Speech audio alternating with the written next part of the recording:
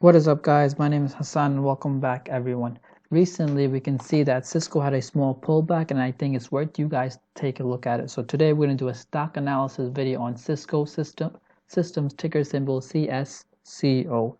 This is a little bit about myself, is that this is my 11th year investing in the stock market, and overall I've been making about 10 to 15% year after year gain. Sometimes it's realized, sometimes it's unrealized gain. So before we get started with the stock analysis, I wanna show you guys my M1 Finance portfolio, because I'm not a person who only talks about investing. I actually do it. So we can see here, this is one of my portfolios I have. If you guys have been following my channel, I have two portfolios, actually three. I have one M1 Finance portfolio, which you guys see here. I have a Robinhood portfolio, and I have a TD Ameritrade, which is a private portfolio because I don't show that to everybody. But this is my public portfolio, one of them. So you can see here. So currently my total value is $8,400 for one day. I'm down about $44. And if we look at 1 week, I'm down about $5. And then for 1 month, I'm down about $60. And then if you look at it for the last quarter or 3 months, I'm up about $466. So if you look at it here, so this $466 is divided into two parts. One of them is market gains, which you guys can see right here. The market gain is about $393, and then I have my earned dividend, which I focus on as Cisco being one of the dividend companies. That's why we're going to be doing a stock analysis. So earned dividends, I made $72 in cash payment. So then if we look at our 1 year, I'm up about $599. Which is broken down again. So in the last 1 year, I made $222 in cash payment. And then for my all-time here, about close $672, and out of that, $235 are earned dividends. So next thing I want to show you guys is my M1 Finance cash flow. So here are all my holdings I have, like such as Pambina, VET, Cisco's right here. And these are all, I have about 28 to 29 companies, and I track how much are each companies are paying me on a yearly basis. So here we can see like VET, it pays monthly, is one of my biggest holdings, or more, it's not my biggest holding, but it pays a lot more. And then you can see all these. So if I were to add up all these dividend payments, I get about, this is actually 1 or 2 months behind, I get about $265 in terms of dividend payments. My sole purpose of this portfolio is to grow my dividend income month after month, and that way one day I can live off these dividends. So I have about 27, 28 companies, and again, I'm going to bring you guys back to my M1 Finance portfolio before we do the stock analysis, because I want to show you guys I'm not a person who only talks about investing, I actually do it. So Cisco Systems is right here. I'm actually down 10%, which is why I'm going to be buying more. So it's my 1, 2, 3, 4, 5, 6. In this portfolio, it's my number 6 holding in terms of largest to smallest.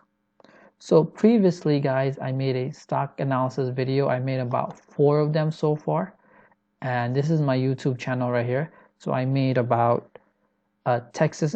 So if we go from my oldest, so I made Broadcom, Waste Management, PetMed, and then last one I did was Texas Instrument. If you look at all these holdings, all 4 of them I'm up decent amount. Like for example, Texas Instrument, which I made I think last month, I'm up about 7%, or I bought it at $120. I think it's at $128. And the next one is PetMed. I'm up about, since I made the video, the stock is up about 37%. Waste Management, since I made the video, the company is up about 15%, and then Broadcom is up about 13%. So guys, so I'm going to do a stock analysis on Texas Instruments. So make sure you guys check these videos out. I go through the thought process and how and what to look for in buying a solid fundamental company. As always, before we get started, I have to give you guys a quick disclaimer. I'm not a financial advisor, nor do I know you personally or or your financial situation. I'm not responsible for any of your gains or losses in the stock market. My suggestions are only suggestions. That does not mean you go out and buy these stocks. It is just a place for you to start your own due diligence. And as a Muslim investor, and I'm not here to certify any company as halal or haram. You have to speak to your local scholar about that if investing in these companies is right for you. Since we get that, another thing that you guys shouldn't randomly follow someone on YouTube just because they bought the stock. That doesn't mean you should buy it. Just because they sell it, you shouldn't sell. Like for example, if Warren Buffett buys a certain stock, he might be getting preferred deal. He might be getting an awesome deal that you're not getting. So that's why we should not just jump in without doing our own due diligence, without doing our own research. So let's get started. So Cisco, how does Cisco make its money? So Cisco makes its money by selling networking and communication equipment software that are the backbone of internet, and they make money pretty much basically based off of selling core networking technology, switching, routing, data centers, and wireless. So pretty much they're related to the internet, and we know we all use internet every day. So now I want to show you guys some of their products. These are some of their products that they make. So pretty much Cisco sells networking hardware, telecommunication, and Internet of Things. You can see some of their products that we use all the time. Okay, so now I want to show you guys that Cisco is actually very well diversified, meaning that they're not making money off of just one simple thing or one place. So this data is actually old, but the numbers might be off a little bit, but they still have the essentials.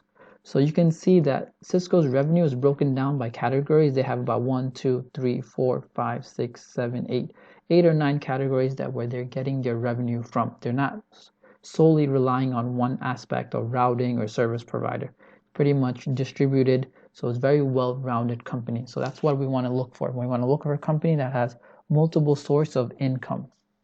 So another thing I want to point out is that if we scroll down in this article, we can see that Cisco's revenue by geography. So most of it comes up from, about 59% comes from, or around, we can say 60%, this is rounded off, that comes from the Americas. This includes North and South America. We got 25% comes from Europe, Middle East, Africa, and then another 16% comes from Asia or Japan or Asian Pacific country. So it shows that it's pretty much, yes, it's all over the world. It's not just on one continent, 1 or 2 continents. Now let's look at the fundamentals of the company. So today we're going to be using 2 different websites, and one of them being Yahoo Finance, and the other one, next one that we're going to be using is Seeking Alpha. Today we're going to be looking at the fundamentals of the company, and today we're going to be using 2 different websites. First one, where you can see that we're going to be using Yahoo Finance, and then we're going to also be using the second website, which is called Seeking Alpha.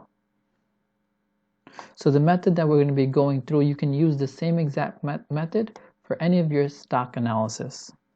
So here we're in Yahoo. The first thing I look to look at is their market cap. How much is this company worth? If I were to buy this company and as a whole, it would cost me about $196 billion. Next thing I like to look at is their PE, which is about 18. I would say in comparison, this is it's a decent PE, but if you compare it to its peers, it's average. It's normal. I wouldn't say we're getting a bargain. I would say it's more like a fair deal. And then their dividends, the earning per share is 2.5. I think it's a little bit higher. That's why we're going to use 2 different websites. And then we have our dividend yield is a little bit over. So before looking at anything else, the very first thing I like to do is look at their interest payment. If their interest payment is low, it's a good sign. That usually I look for 0, but if it's not 0, I look for if it's low or not. If an interest payment is high, automatically cancel it out from my list and I move on to the next company. So here we're saying that yes, they do have some interest payment, which is not a good sign, but next thing I like to look at is it low?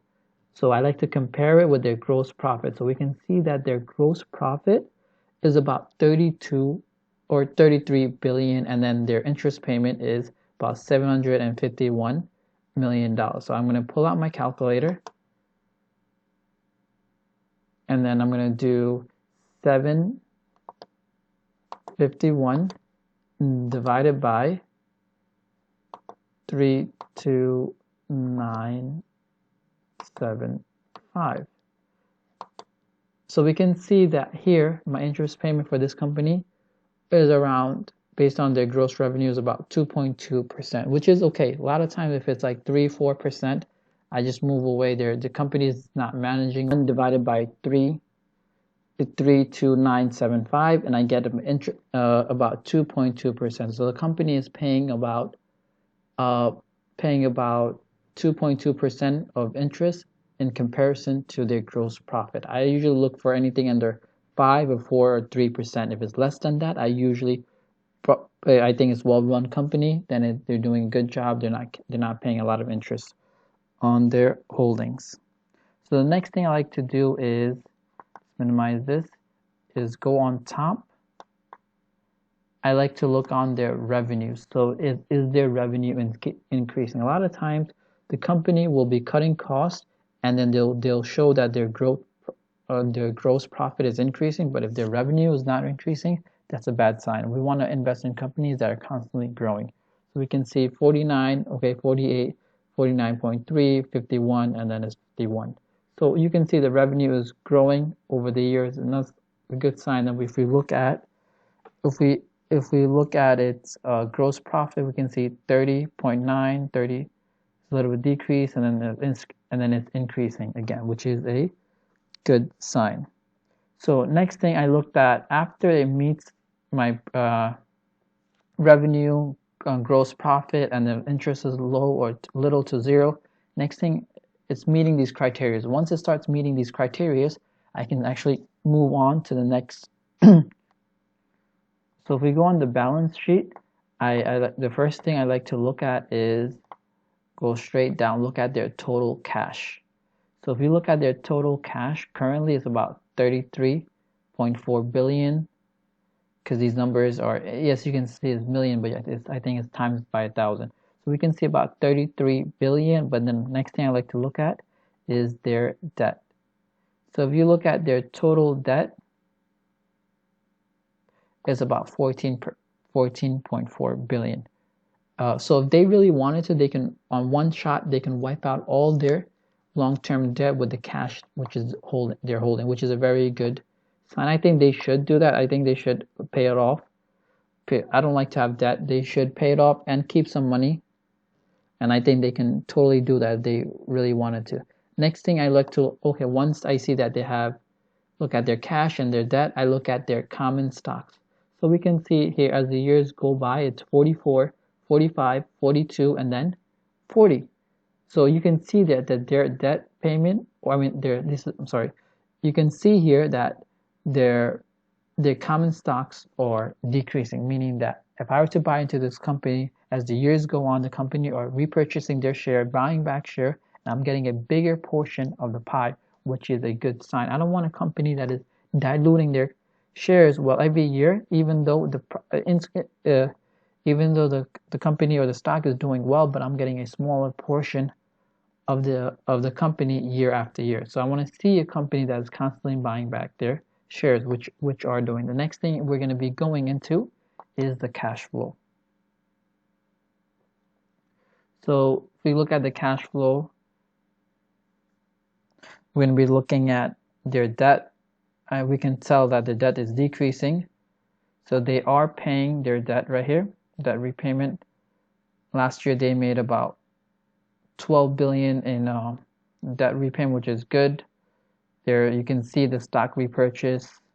And then one final thing I like to look at is their free cash flow. Is their free cash flow overall, are they increasing? We can see 12.4, 12.9, 12, and then it's 14, and then it's 14. So overall, we are seeing a positive free cash flow. And just by looking at these balance sheets, I think that Cisco will do really well in the long run. And I think that even in the down market, most people is going to do well. most people look at how much money they can make, and I actually look at how much money I can lose. So it's really important that we look on both sides, how much we can make and how much we can lose. So remember when I talked about that we're going to be looking 2 different websites. The next thing I'm going to be looking at is Seeking Alpha.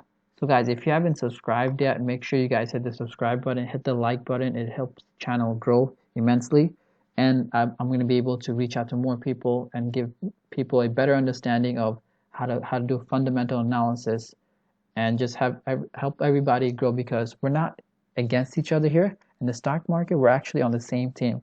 We should always be try to helping each other grow, make better choice, and buy solid companies. Then in the long run, no matter what the market does, goes up or down, we're going to be making money. So Seeking Alpha, we can see here the numbers are a little bit different. You can see the earning per share is 325 because Seeking Alpha actually, I feel that Seeking actually updates their website a lot more frequently than Yahoo Finance. So here I like to just look at quickly look at the trend. You can see 5 years is pretty up, and then overall we can see the 10 years is also the chart is looking well. So you can see here, this is the pullback I'm talking about here. At one point it was at 52, 55, and recently it's trading around $46, and I think that this is a very good entry point. So next thing I want to do is click on dividend yields.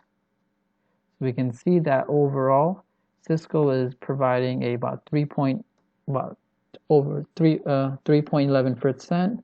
The annual payout is, in terms of dividend, is $1.44, and the payout ratio is actually low, less than 50%, which is great, 44%. I like to invest in companies that are not, actually I would say this is like 44, 45, 50% is ideal. I don't like companies that pay out too little, and then I don't like companies that pay out too much.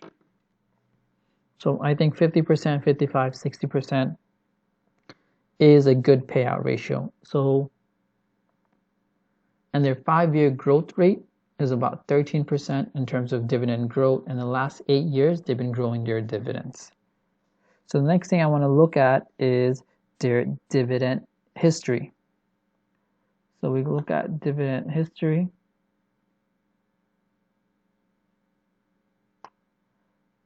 So it's 5 years, and we'll just expand it a little bit more. So 2011. So from 2011 to 2020, we can see that it's slightly increasing it year after year. So even if you were to buy this company today, in 5 years, you'll be getting back more money in their dividends because they're constantly growing their dividend. So another thing I like to look at is what happened during 2009. So we know that 2009 there was a market crash, and have they been paying dividend during that time? So if we look at down their data, it goes up to, so 2011 is when they started paying out their dividends. So normally, if the company, if it has a long history of paying dividend, if it paid through if it paid through the recession, and that means that it's a solid company. If the next recession hits, it will that means it will continue to pay. But here, we don't have that data, so we don't know if the next recession hits. We don't know if they're going to cut their dividend or not. But hopefully they don't. They have a really good balance sheet. I don't think they should or they will, because as soon as they cut their dividend, or like if they cut their dividend to 0, I'm out, because one of my sole purpose of investing is for this dividend income. And overall, right now it's looking great company. It's a solid company so far. So next thing I want to look at is their dividend history, 8 years, which is not bad. And then I feel like they're going to want to continue this trend. And then if you look at their dividend yield currently, the 4-year average is about 3.10, and dividend yield currently is at 3.11. So we actually want the dividend yield to be higher. Our current dividend yield, we want it to be higher than the 4-year average. It shows that if it's higher, that we're getting it at a bargain price. So based on the PE and the dividend yield, I feel that it's fair value. We're not getting a bargain, but anything that this, if you want to say it, if I were to have buy, hold, sell, I would say this is a buy, or I would say this is a hold. But I personally am looking to add more into it. So the very last thing I want to do is, as always, we have to check out our peers, how it's doing, because you want to compare it with, you want to compare to apple versus not apple to orange. So you want to compare how its peers are doing. So peers, its peers is competition is around Intel, Microsoft, AT&T. So these are some solid companies that are doing really well. So it's going to be really hard for Cisco to compete with them in terms of like to be at their level. A lot of them are, they're all three of them are a bigger company. We can see here it's about, one of them we have 1.3 trillion dollar company, which is Microsoft. So I actually hold Microsoft, solid company. Intel is also good. AT&T I stay away because they're high level of debt. So some of the things you want to look at and compare it is like their PE. Their PE overall, you can see that it's 14, 13, 33. I would say it's average. It's on par. It's not great, it's not high, it's not low, but I would say another thing I like to look at is their gross margin. All of them have a solid gross profit margin, 63%. And then their 5-year growth, we can see about 56%. So I think that they're making about almost like 11% a year. And then you can see Microsoft recently 386 and 13% for 5 years. If we scroll down to look at it, dividend yields, Cisco has one of the highest, and then AT&T also has 5.4. So that's 3, and then there's 5. And then if you look at the payout ratios, 44%, 26%, 35%, 57%. So payout ratio is also doing well. We talked about it. And then the revenues, solid. I would say cash. Here we can see that their total cash is 27. Their long-term debt is 14. So if they wanted, they can literally pay this whole debt off in one shot and still have about 14 billion left over. And then their cash flow is also looking good. As I would say, this is a buy or a hold. I'm currently buying more of it. As always, guys, if you haven't subscribed yet, hit the subscribe button, hit the like button. As always, thank you. See you next time.